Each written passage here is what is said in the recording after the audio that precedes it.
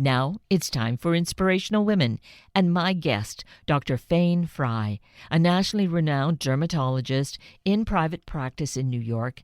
And as a result of her passion to help women see and know their true beauty and importance in the world, she's written the book, The Skincare Hoax, to peel away all the smoke and mirrors and illusions that surround so many of the cosmetic products we find on shelf after shelf in the stores. Dr. Frey joins us to bring some very important insights. Dr. Fayne Frey, good morning. Thank you so greatly for being with us this morning. Hey, thank you very much for having me. It's truly my pleasure. You are such an amazing and inspiring woman. I feel like, this just came to me. It feels like this fountain of youth or just fountain of knowledge has just been opened in front of me, and we're going to immerse ourselves in it.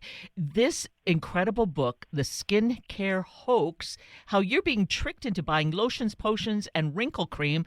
It seems almost impossible in a way, like, really? Is it like that? But reading these pages and finding out about the information that are within the pages of this great book really is such an eye-opener and critical information for every single one of us. I hope people read it. I hope they get the underlying message. I want to share what I consider to be, information about a wonderful skincare industry, which I love and adore. It is an industry that really does make a lot of great products that are good for us. But unfortunately, it is this fabulous industry, in my opinion, has gone mad. I mean, with the marketing, it is just constantly giving women the feeling of inadequacy and sending mixed messages. And so I really felt it was important to advocate for the consumer. And I put it in the book.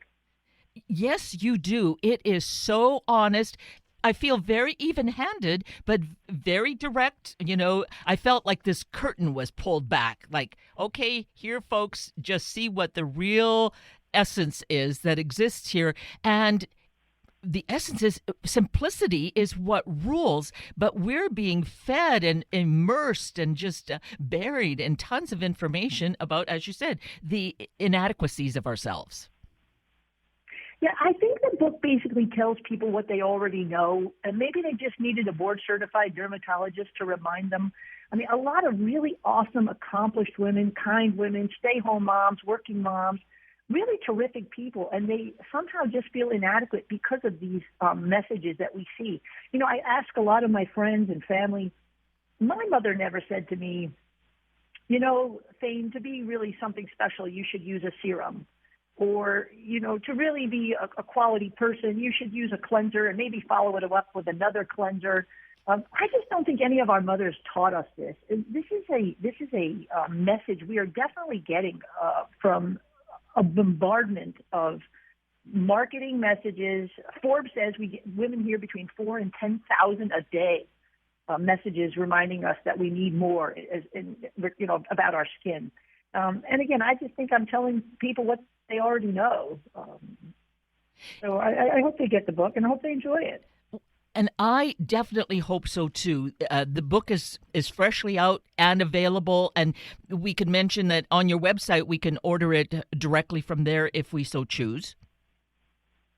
Yes, the website, it is available, the book on the website. But the website was designed many years ago, again, to help consumers select quality skincare products without mortgaging the bank.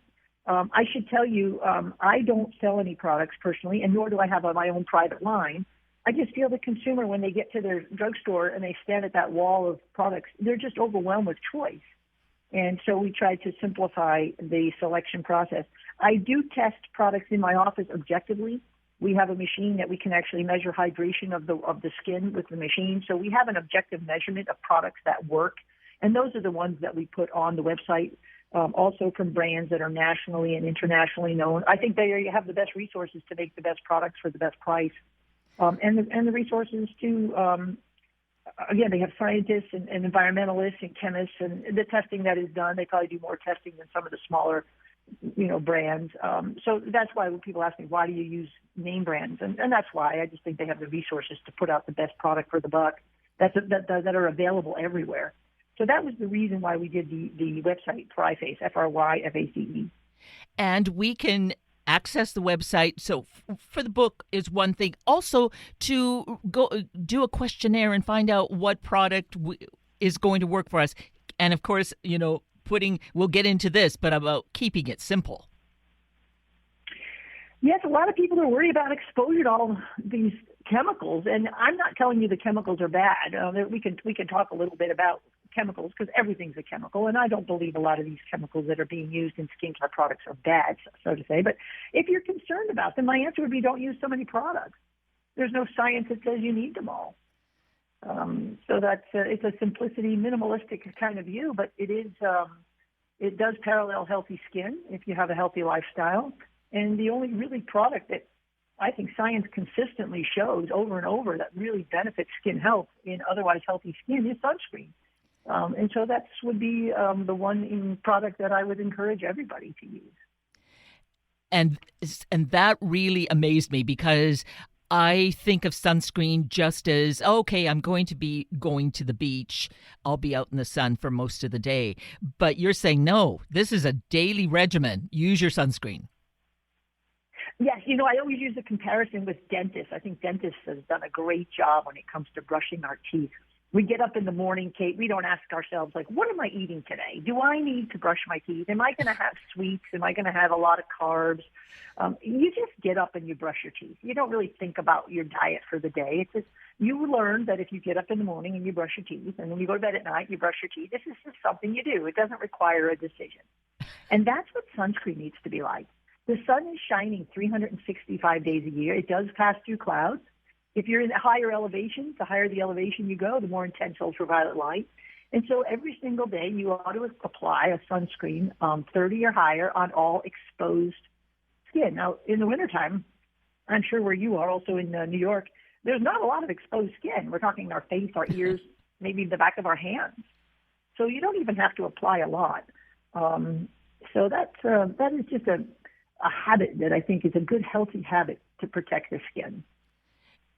And when it comes to sunscreens, as far as a brand for that really is not as critical as the fact that it's an SPF 30 or 50. Well, once again, I recommend nationally and internationally known brands because, again, I think they have the resources to make the best products. And they're affordable. There's no reason to spend, $150 for an ounce. An ounce is a shot glass. There's just no reason to do that. And if you're going to apply sunscreen and reapply it, you're going to go through a lot of sunscreen in the summer. So to spend a lot of money on a bottle, it becomes cost prohibitive. So that's also why I recommend sunscreens by, name brands. And along with that, and it's one of those things that seems just obvious, but I realized I needed to read it to really understand, is lip balm that has the SPF in it as well, because of course it's exposed, it's our skin on our face.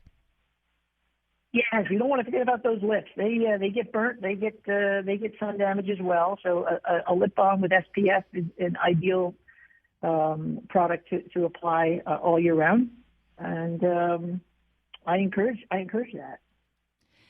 So very fundamental here is using the sunscreen. So, and you discuss this in the book, whether we put that on first or whether we put it on over a moisturizer, because that's the second element of what is really important and beneficial is to use a good moisturizer. Well, skin functions optimally, say, when it is well hydrated. So if you have dry skin, and you'll know if you have dry skin, it's flaky, it's dry, it is beneficial to use a moisturizer. The skin will function better. And skin is an organ. It has a purpose, right? It protects us from the outside elements. It protects us from bacteria and fungus and allergens. It protects us from the sun's damaging rays. So the skin functions best when it's hydrated. So if you have dry skin, you absolutely should moisturize. In the wintertime, a lot of people have dry skin. They take off their pants and they see flakes coming off of their legs onto their pants. The face as well gets dry in the winter. Sometimes in the summer, you may not need a moisturizer. If it's very humid in July, you may not need the moisturizer. So it is necessary when the skin is dry. And I recommend using a moisturizer twice a day if the skin is dry. I put my sunscreen on the last thing I do. So before I leave the house, I put my sunscreen on. I do it after my moisturizer. There are people who recommend doing it first and moisturizing over it. I don't have any good valid science to show which one is better. But I know that I moisturize first when I come out of the shower or after I wash, and I use my sunscreen afterwards. I've never had a problem doing it that way. Again, I like to be science-based. So I don't, again, have any science to prove which is ideal, but do apply a moisturizer if your skin is dry, and do apply sunscreen every single day on exposed skin. And the sunscreen is something that might be, you might need to apply more than once in the day. Yes, sunscreen, most good reputable sunscreens are broad spectrum, which means they do cover the whole spectrum of the sun, and many of them are water resistant. They do stay on for quite some time. But, in the summertime and you're hot or you're sweating, certainly when you're on the beach and you're going swimming, you have to reapply it every 2 hours. So that's a little different scenario than just when you get up in the morning and you're going to work. I still suggest if you get a chance to reapply the sunscreen during the day. But, Kate, life gets in the way, and not everybody can make their way to the bathroom to do that. So that's even more of a reason why an SPF of 30 or higher, a water-resistant sunscreen should be applied, because if you have it in your moisturizer, it's not likely going to last the whole day. Moisturizers are not usually formulated to be what we call time-tested. They're not water-resistant, if you will, most of them. So that's what they do. People always ask me, should I use a moisturizer with sunscreen? Yes, it's better than nothing, but I recommend a full-blown sunscreen that's water-resistant. So I have a husband who does not like being out in the sun, and I was saying this to him, and he said, well, I don't need to use a sunscreen because I'm just not out in the sun. But you have words for people like that who say, oh, I'm not out there, right?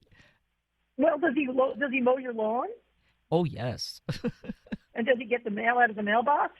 That too. Okay, does he maybe have a pet? Does he walk the pet? Does he ever go out and just, thump her in the yard, pull the weeds? The sunscreen is not just for when you're on a chaise lounge. Sunscreen is any time you're outdoors near a window. UVA light passes through a window. If you drive in a car, it comes through the left side of the window. So anytime you're outdoors and doing anything, going to the food store, going back to the car, going to the post office, back to the car, we're outside a lot more than we think we are, and that is all ultraviolet light exposure. And it adds up. It adds up. And any person over 40 can just look at their skin, compare unexposed skin, perhaps on their buttocks, or a woman can use her breasts, for example, and compare that to the chest or the face, and you'll see a big difference in skin tone and texture.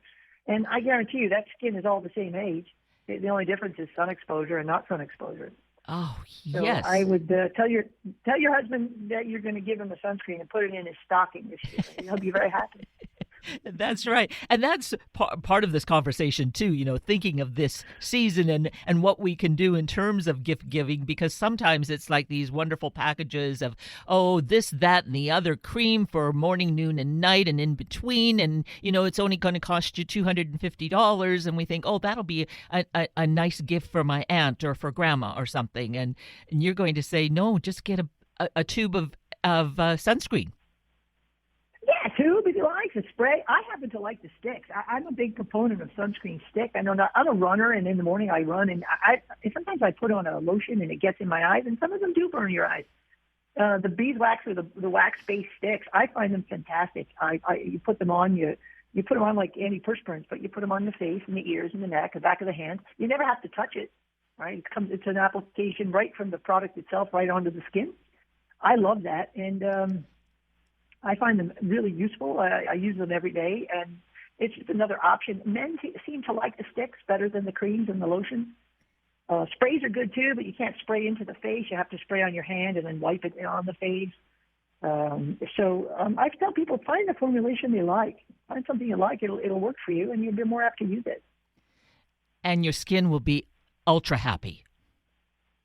Well, people will fight this aging thing and the wrinkle thing, and the sunscreen really is the best product on the market to prevent sun damage. That includes fine wrinkling and pigmentation and all those little imperfections that we spend so much time, energy, and money fixing. For that's a whole other conversation. But yes, sunscreen by far prevents better than anything else on the market, short of avoiding the sun altogether. So it's really the best, in my opinion, the best product for skin appearance and skin health. It also prevents skin cancer. So that's why it's and by the way, I think research is supports what I'm saying, and I would tell you that the overwhelming majority of my colleagues would support that comment as well. So one of the very basic things we do need to think of in terms of having good skin and to keep ourselves healthy that way is to really make sure we use sunscreen, 365 days a year. Yes, I think if you want healthy skin, you have to understand that the skin is an organ of the body, and a healthy skin parallels a healthy lifestyle, because a healthy body is going to have healthy skin. And to do that, sunscreen is something we can do to optimize skin health. And the other answers, and we know them, it's not the sexy answer, it's not the quick fix, it's the exercise. There's plenty of evidence that shows exercise is good for us. Good nights of sleep. There's plenty of evidence that shows adequate sleep, and there's more and more studies coming out that that sleep is beneficial. A healthy diet. I think everybody knows a healthy diet. I think most people know what nutrition is. And the other thing I always add is laughter. Kate, I don't have a lot of science that proves it, but in my heart of hearts, I believe laughter and levity is really good for us.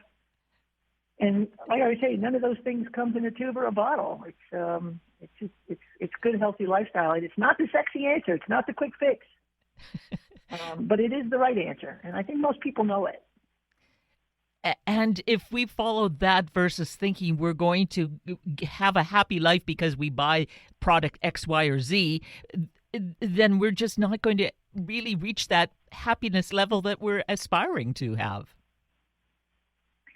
Well, I think the consumer has to know a few things about cosmetics. And I do know that the influences cosmetics have, companies want to create demand. Look, skincare companies advocate for the skincare company and the shareholders, and they're a smart business. That's what they do. They want market share. It makes sense. Media advocates for the media. They want the audience. They want the ad dollars. It makes sense.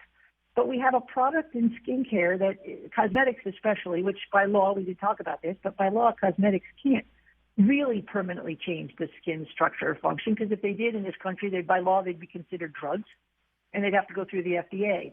So the overwhelming majority of products that I'm talking about are cosmetics, which are really just intended to adorn the body.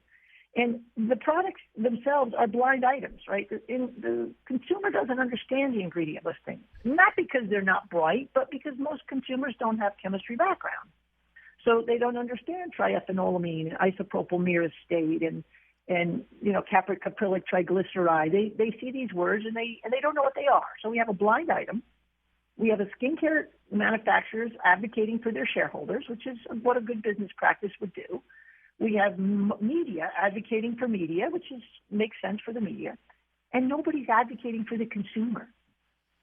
So that's, I think, when the consumer realizes that these are cosmetics and that they can't really permanently change much, and they realize that to have healthy skin, they need to do those simple things in life we spoke about.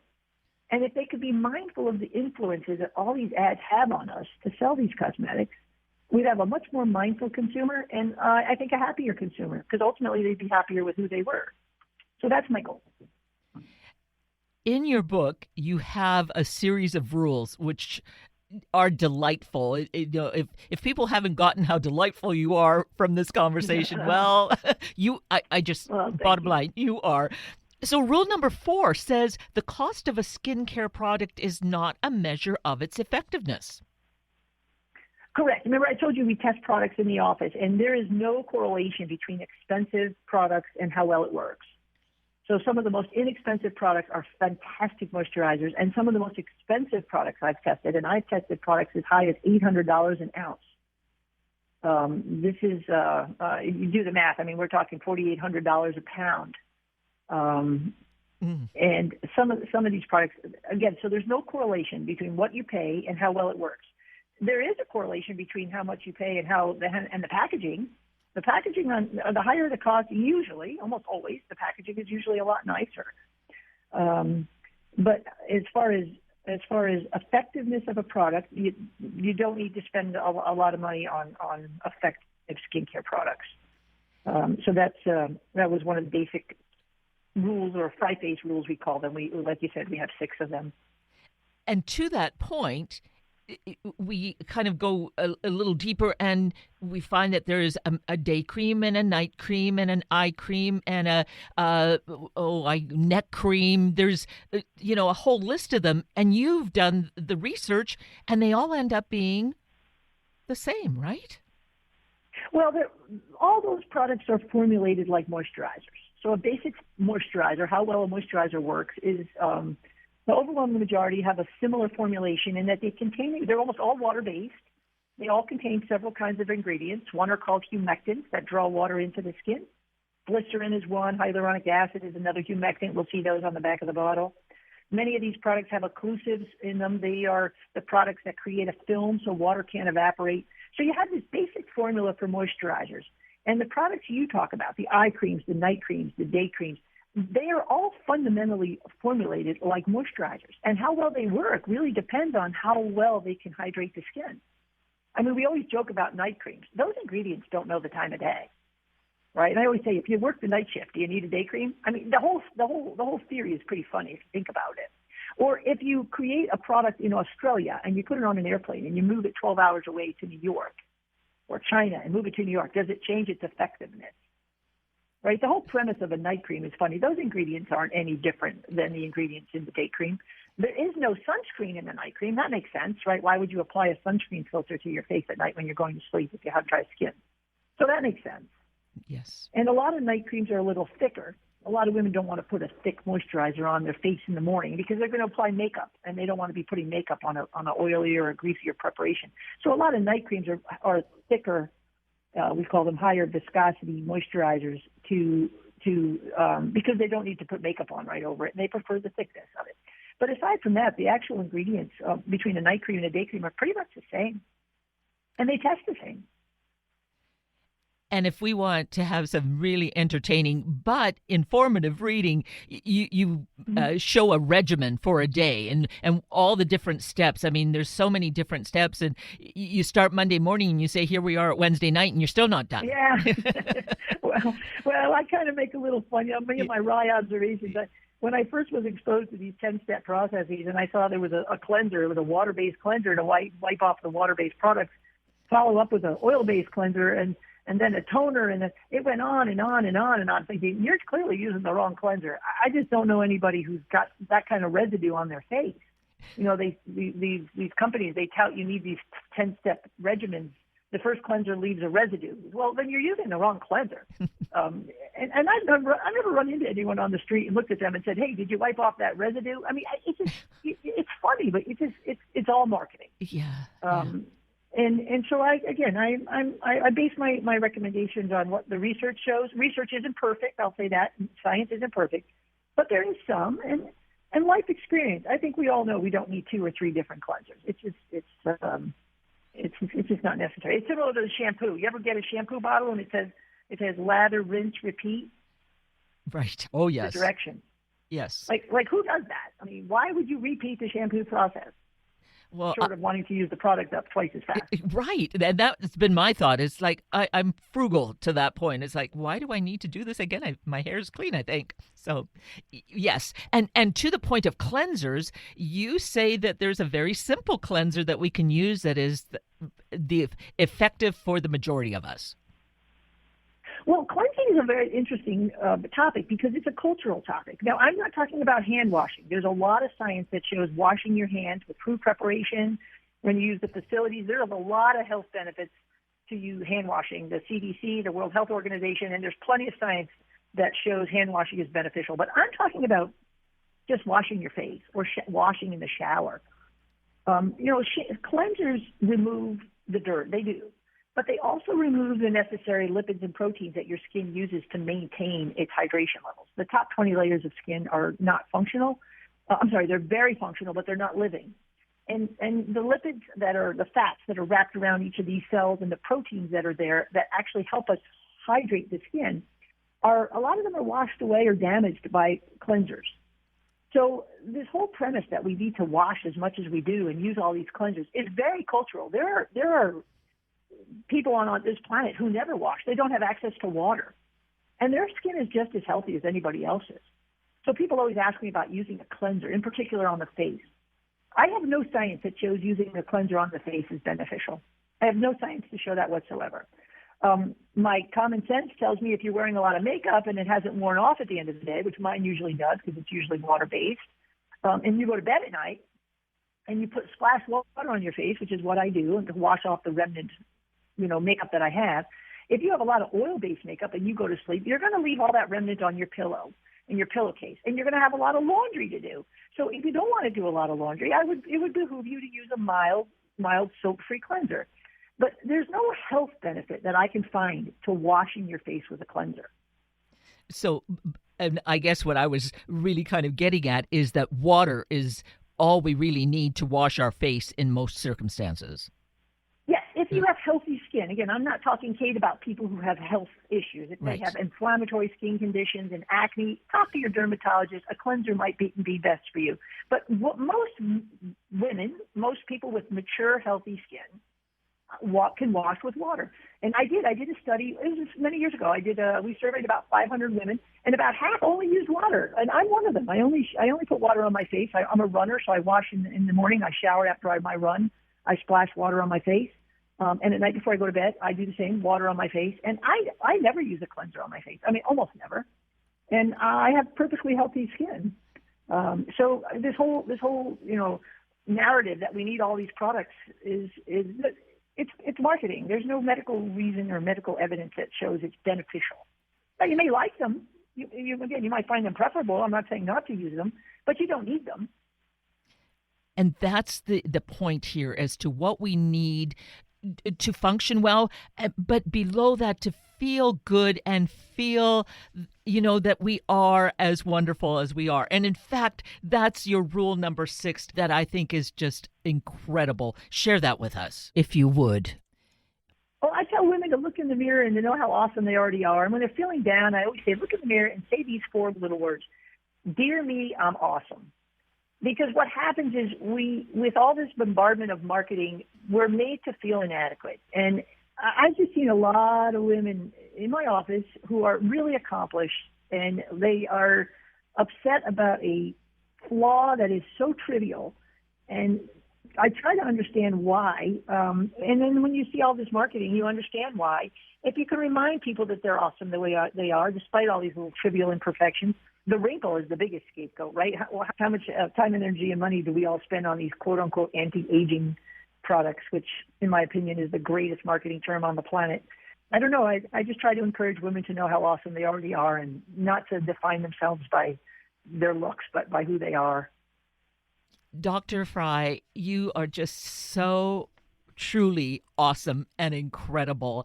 And the fact that you're on this mission to educate us and to make us aware that we all have this within us just, makes my heart glow. So hearts can glow well, too. Thank you.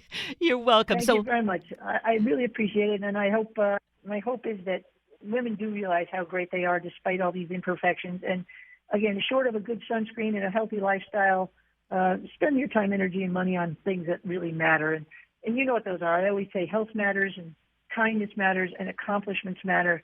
And again, none of those things comes in a tube or a jar.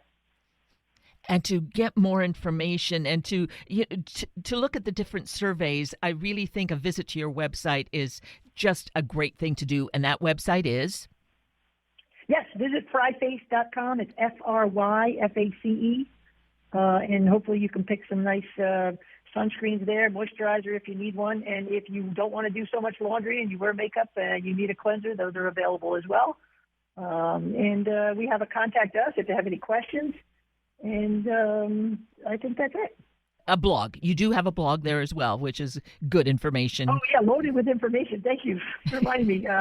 The blog is called Fully Exposed, and again, it's just meant to educate. We write about something different. Just about every month we put up a new, and I write them. I write the blog posts myself to inform people. And we take suggestions. If people want to have a particular topic that we haven't written about and they'd like to know, by all means, they can contact us on that Contact Us page. Well, I love your writing. It's just so honest and forthright and gripping in its way because your book, The Skincare Hoax, is like that. It's a page turner because it's just so fascinating and informative. So, Dr. Frey, you are doing such wonderful work, and I appreciate that you've taken time with us this morning. Kate, thank you for having me, and I really appreciate your time.